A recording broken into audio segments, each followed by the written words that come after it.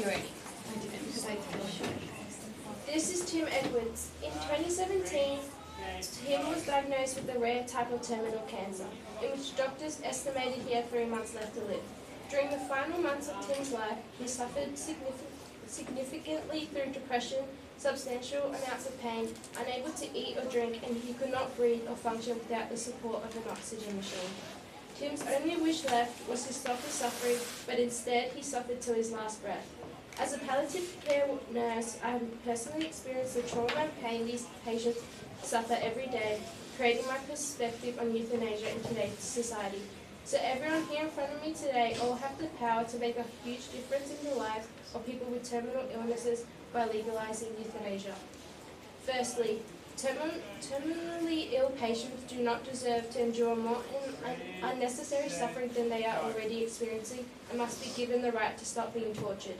We don't have the right to not allow euthanasia because we are then removing their freedom and their rights to make choices about their own lives and whether they want to continue living it or not, making us cruel humans. Without euthanasia, patients are not given the opportunity the majority of them desire, which is to pass away with dignity and not become dependent on loved ones or nurses for simple tasks in life. A recent Australian study was conducted by Kelly along a few colleagues in 2014 that consisted of 256 patients being monitored in palliative care services. Evidently, the results showed that 27% of patients had an occasional desire to die, while 14% of patients had a strong persistence to end their life. 14% of 256 patients may not seem like a large number, but 14% of 39,800 patients that were admitted into specialist care services in 2017 would result in more than 5,500 patients wanting to end their life. Furthermore, euthanasia is not only financially beneficial for the patients, but subsequently the economy too. Euthanasia has the ability to eliminate the stress associated with the financial burden of living in palliative care for years.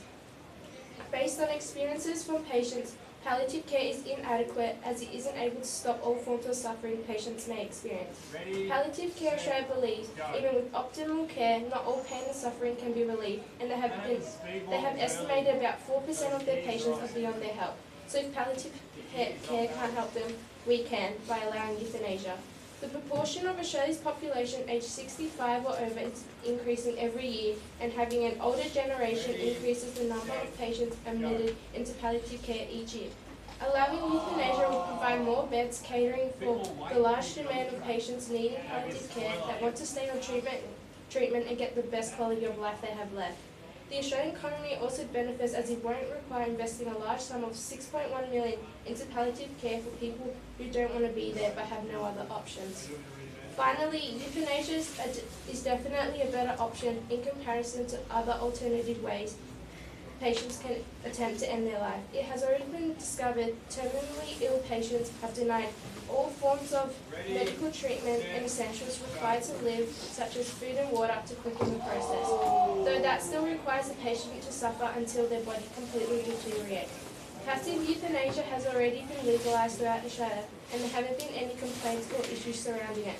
So why can't voluntary assisted euthanasia be allowed?